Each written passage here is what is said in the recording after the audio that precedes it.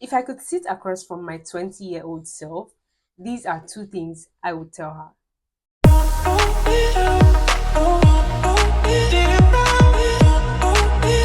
And I'm obviously still in my early 20s, so this is just a letter to my 20-year-old self and every other 20 something year old out there. Two things. I would tell her to stop comparing herself. If you're new here, hi, I'm Homa, and this is the community where we 20 somethings stick together. So we talk about everything ranging from 20 something struggles to my experiences as a 20 something to skills and things that you can do to better your personal development as a 20 something. Now, everyone has tendencies to see people that they like, maybe online, or even your mates, people that you went to school with, you were classmates with, or something, and you basically grew up together, and now you're seeing that they're doing certain things that you would like to be doing. And you are tempted to pressure yourself to want to do those things as well, also want to be where they are as well. I think something that I would tell my 20-year-old self is to calm down and sit with herself, because at the end of the day, the path that I am on is a different path from where every other person is, regardless of what they are doing. And yes, I am supposed to be better. I'm supposed to be a better person. I'm supposed to grow. I'm supposed to be achieving things, right?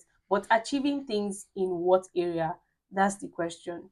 Because the area I am called to is obviously different from the area that someone else is called to, and different from the area that some other person is called to. So if I keep comparing myself to where other people are, I'll end up just losing my focus. And instead of going faster in the lane and in the track and in the way I'm supposed to be going, I'm just going to be looking everywhere and following everybody else's footsteps and eventually getting nowhere. And now the thing is that those people that I'm even looking at, they are on their own tracks and they're not looking at me. They're not looking to see if Homer has gone ahead or Homer is still where she is. They're on their own path and they're focused and they're doing what they're supposed to be doing. So if I'm just looking at them, it's just basically distracting myself and pulling myself back by myself. Secondly, I would tell her to believe in herself more and to say yes more. So something I believe in now or something I do now is that if you ask me to do something, if you say, Homa, oh, would you host an event for me? Or Homa, would you teach a class for me? I'll tell you yes without even thinking about it.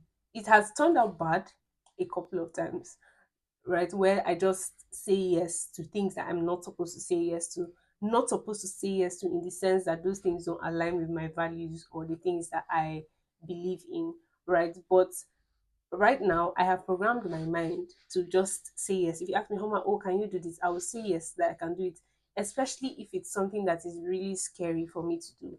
For example, sometime when I was a lot younger, the first time I got on stage, I think I even had this mindset before I turned 20, or yeah, before I became a 20 something.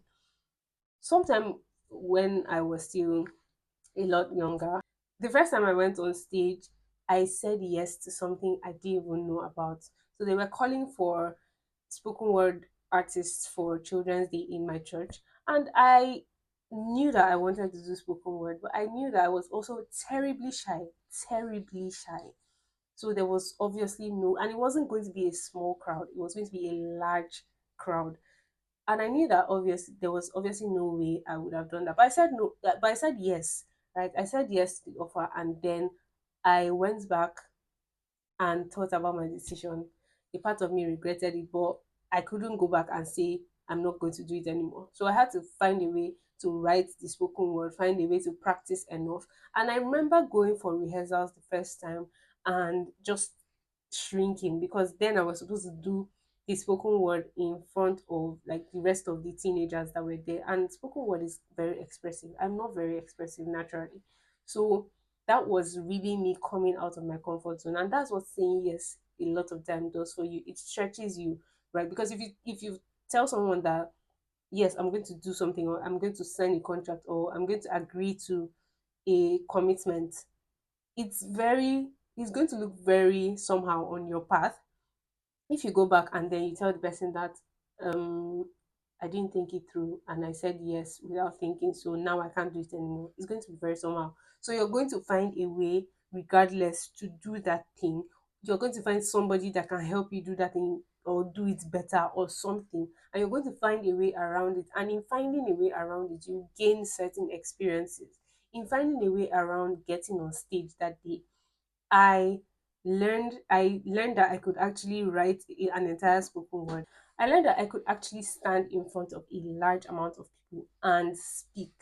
And I know how many times I have had the opportunity to do that after that time, because people saw me at that time in that moment and they invited me to speak at other places. So say yes, and volunteer. Say yes a lot. I'm going to talk about volunteering probably in another video, but say yes to things. If something scares you, if something is in alignment with your values and you think, this thing is bigger than me, or this thing is, I might not be able to do, say yes, and then go and find a way to do it.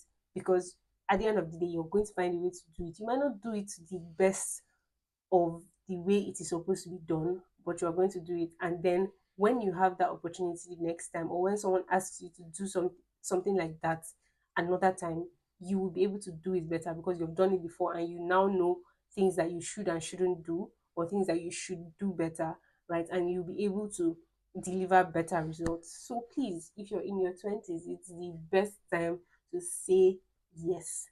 Say yes to opportunities. Say yes to going out. Say yes to doing things. So far they are in alignment with your values and they are not causing you any harm. Please say yes. It will stretch you, it will grow you.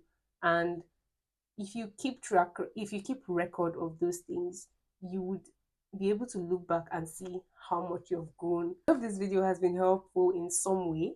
If you have anything you'd like to say to your 20-year-old self or to the 20 something watching this video, then you can leave them in the. Don't forget to click the subscribe button and like this video so that YouTube can push it out to other 20 somethings that need to hear this.